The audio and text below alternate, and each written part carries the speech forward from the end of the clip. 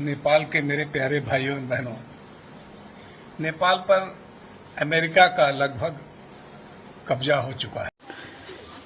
नेपाल भूमिलाई बचाउन नेपालको एकमात्र संस्था राष्ट्र संस्थालाई साथ दिनु नेपाली जनतालाई आह्वान गर्दा नेपालबाट एमसीसी एसपीपी साथ नदिन नेपाली जनतालाई नेपाली भूमि बचाउन यो सूक्ष्म सन्देश भारतका उच्च प्रवक्ता डाक्टर आरपी सिंहजीले यो अभिव्यक्ति सुन्न सकिन्छ।